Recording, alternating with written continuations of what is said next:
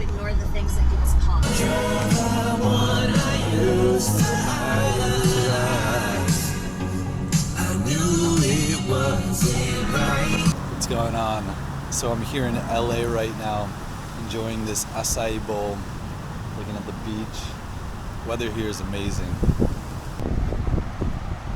So in this video I wanted to talk about my impressions of Los Angeles and San Diego.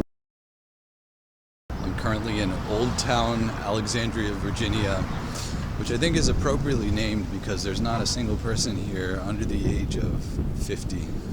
Prior to coming here, I was actually in Los Angeles and San Diego. When I was there, I made a video talking about my impressions of those places, but unfortunately the footage was completely unusable because I didn't have a wind protector. So I thought I would just salvage that because, you know, the world needs to know. I loved San Diego.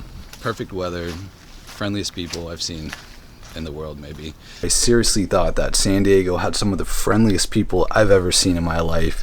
They would always smile, say hi, make small talk, and I think the reason for it is twofold. One, the weather, of course, but more than that, it feels like people in San Diego are proud to live in San Diego. They like living there, like they're where they want to be.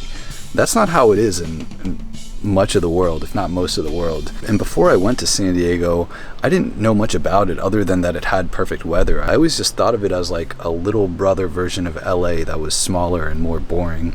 But after going there, I realized that it's definitely not like that at all. And anytime I was there in San Diego, I'd ask people, which do you prefer, San Diego or LA? And everybody, without hesitation, would be like, oh, easily San Diego. One Brazilian lady who immigrated there said that originally she had lived in LA and she hated it and was going to leave and go back to Brazil. But then she visited a friend in San Diego, realized she loved it, and then moved to San Diego. It's funny, even when I was in LA, I would ask people, which is better, San Diego or LA? And I'd still get San Diego, which would make me wonder, like, why does anybody live in LA? But then that's where all the jobs are, so obviously it makes sense. But I just loved, you know, the nature. You have amazing hikes just 15-minute drive away. You got the palm trees, the beach right there. I could see myself settling down there, to be honest, at some point. That's how much I loved it. Now, LA I initially didn't like.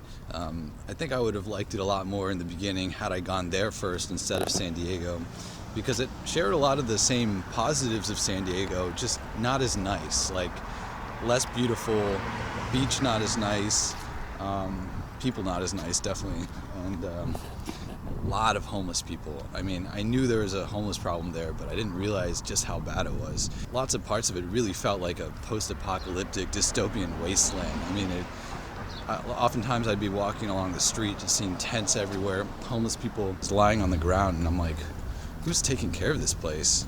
My first impression wasn't so great. Also, without a car, you really can't do much unless you happen to be staying in a walkable area. Yeah, you can Uber, but then it's like $20 each way anywhere you want to go. So it's like you're looking at $40 round trip. That really adds up. Also, it's super expensive. For any like halfway decent hotel, you're looking at probably at least $150 per night. So I was gonna bounce soon after arriving. Then I had a friend who was nice enough to let me crash on his couch. But the longer I stayed, the more it started to grow on me. And so on my last night there, I was at Palisades Park, this nice park overlooking the beach in Santa Monica. And I was like, you know what, I'm gonna make the best of this. Talking to some cute girl nearby, and it turned out she was gonna move to Hawaii, live there for 3 months. And anyways, at that moment I realized, you know what, like, any place is what you make of it. I'd already booked my flight for the following day, but I extended it. Alright, so today I'm doing something really cool. I'm gonna rent this car that I've always wanted to drive. Got the BMW i8. Let's get in. Alright.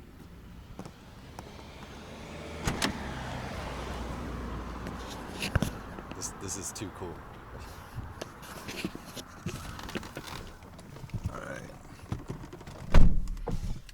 Let's go. I mean, this neighborhood doesn't really match the car at all, but it is what it is. All right, let's go exploring. You have no idea how happy I am right now. Ignore the things that give us pause.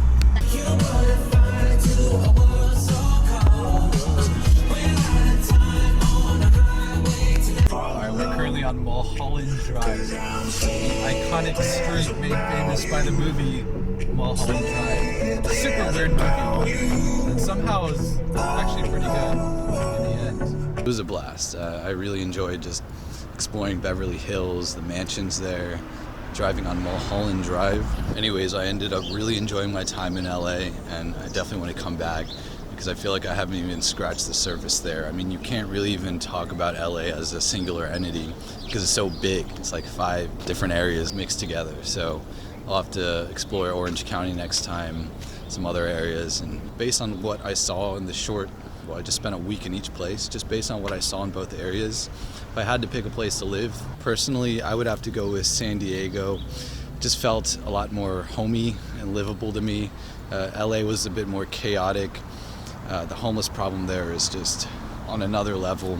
For the most part, they won't bother you, especially in the Venice Beach area. I heard downtown was actually dangerous, but Venice Beach, you'll be all right, but definitely not a place I would want to, like, say, raise kids, for example. But yeah, also LA is just a hell of a lot more expensive.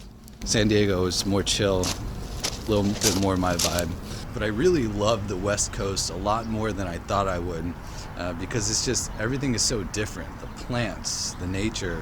Any hike would just be way more interesting because of all the different plants, the cacti, just the way things look. It's so exotic to me. Here in the East Coast, it's kind of like, I don't know, I guess since I'm so used to it, it's a little bit boring.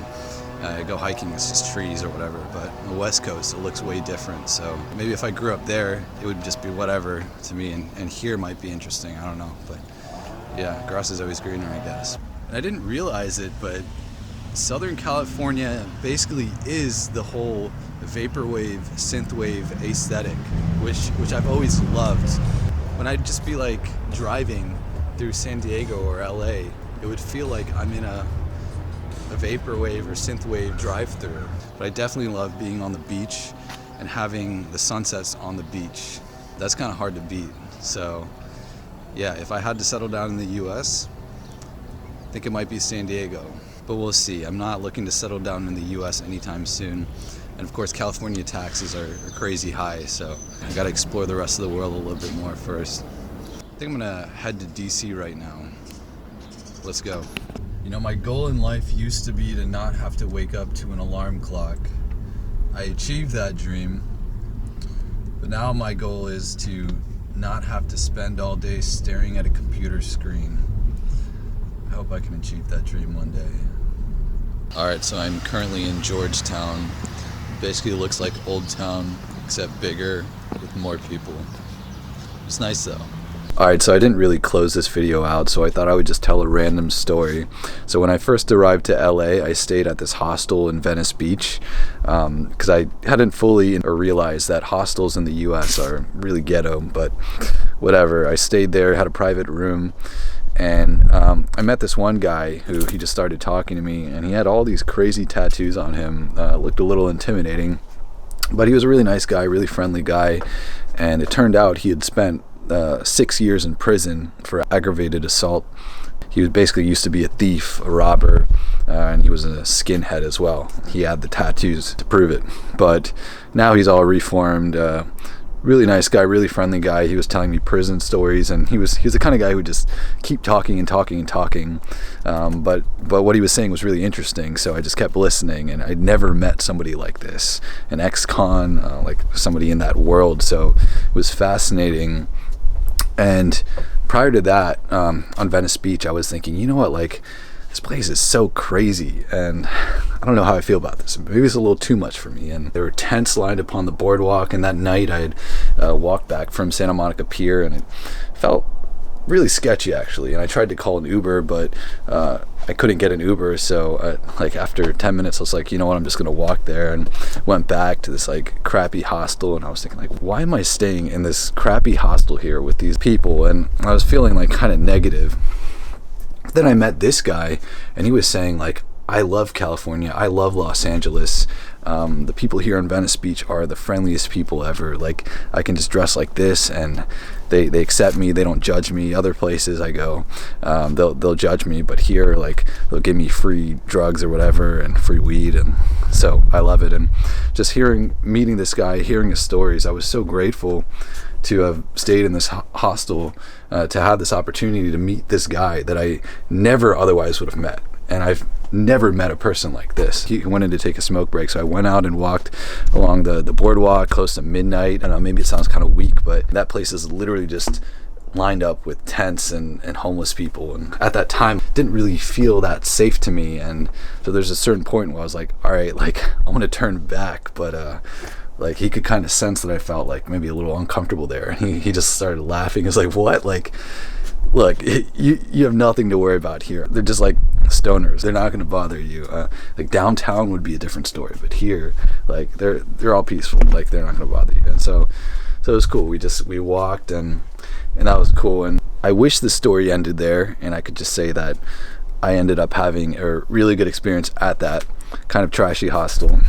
But then I was woken up at 3 a.m. to this guy screaming outside because somebody had apparently stolen his weed or something. And he just kept going on and on and on for 30 minutes, an hour. I literally couldn't sleep. Felt like he was going to start a fight with somebody, seriously. And I'm surprised nobody else called 911, but I was convinced that the lock didn't work from inside in my room, and so I was just thinking like, oh god, I hope he doesn't come back in and try to get vengeance on everybody. Eventually he left, and then again at 4 a.m. I heard the screams again.